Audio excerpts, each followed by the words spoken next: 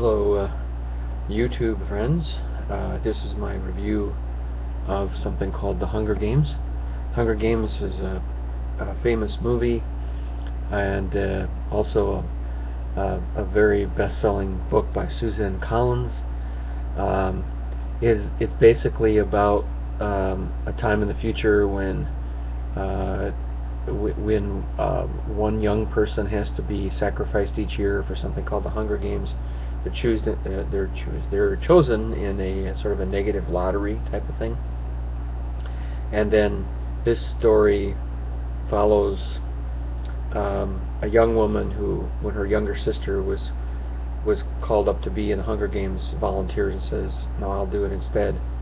And sort of this dramatic contrast between society and the power of the individual. So it's sort of this dystopic notion of what, let's say our reality show craze. What if that goes kind of to the nth degree?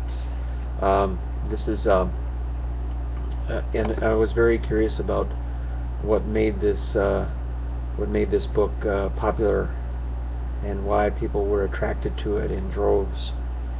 From Publishers Weekly, it says if there really are only 7 original plots in the world, it's odd that the boy meets girl is always mentioned and society goes bad and attacks the good guy never is. Yet we have Fahrenheit 451, The Giver, The House of the Scorpion, and now following a long tradition of Brave New Worlds, The Hunger Games.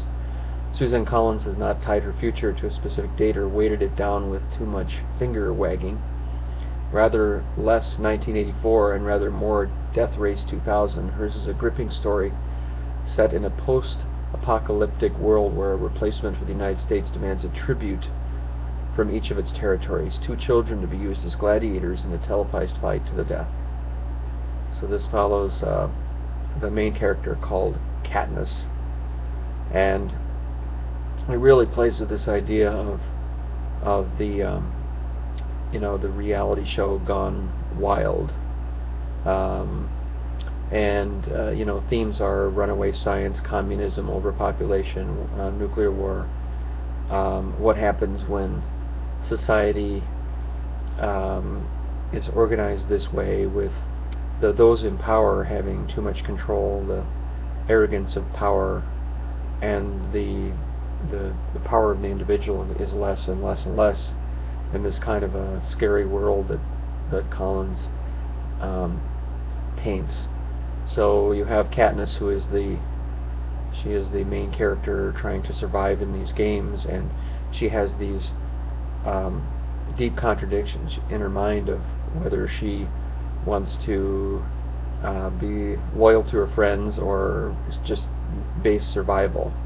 So there's this theme of loyalty throughout on several different levels, where she's forced to choose between friends and enemies in this particular situation.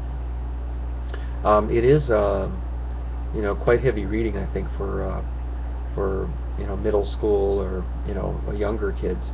Our book club this morning reviewed the book, and we have mostly older folks. I shouldn't say old folks, but people in their 50s and above. Most of them are 40s.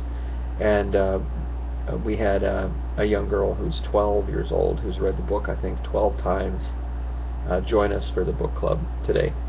And it was interesting to hear her take on it, that we had themes of censorship, and we had different themes of religion and freedom of thought, and I brought up the point of, should the spirit of free inquiry be squelched, and to what age is appropriate for this kind of a book. And I think we all kind of agreed that a lot depends on the maturity of the person reading it, but that free thought should not be squelched in any way, shape, or form. So different themes in the book. I really did enjoy the book. The action part, that they had an obvious action part for people, and that's going to be the masses are going to be attracted to the action part. But there was a deeper contrast about the author making a statement about the reality show craze and this Gawker mentality that has gone crazy with this kind of an idea, where actually some people die in this game, and this is like maybe the ultimate Gawker fantasy that this is the road that reality shows are taking us down, and it's putting these kids who are apparently good-natured kids in a situation where they have to become animals, and in the basest of human instincts. It's sort of an experiment by it's sort of seen as class warfare because these kids are being sacrificed as what they call a tribute. And you see reality shows now, or even like the UFC fights, and people are watching these shows looking for violence and looking for people suffering, and it's, when you look at it, it's not too far. We're not that far from this kind of thing. We're really not as far as we think we are. So in the book club, any themes from censorship to Christianity to freedom of thought, totalitarianism, got me thinking of the appeal of survivalism, this exaggerated sense of self-reliance that the survivalist culture in our world, or these people who are obsessed with the Armageddon and what they will do in the forest when the world ends, and it brings up all these things. And personally, I got to thinking about if I was put in a situation like the Hunger Games, as a pacifist, is really, I don't believe in war. I think that war should be weeded out of the human genes for the survival of the human race. But Suzanne Collins is really taking a good look at war and what the philosophy of war is, and you get a lot of deep themes here. Would a pacifist kill? Under what circumstances would a pacifist actually kill to survive? And so she's taking a good look at that and what our society believes, and how far, So this is sort of the theme of sacrifice as well that you see in religions. And it also got us talking about how violent the Bible is, and how violence has been part of our culture, and man's inhumanity to man is the theme here that Suzanne Collins is picking out. We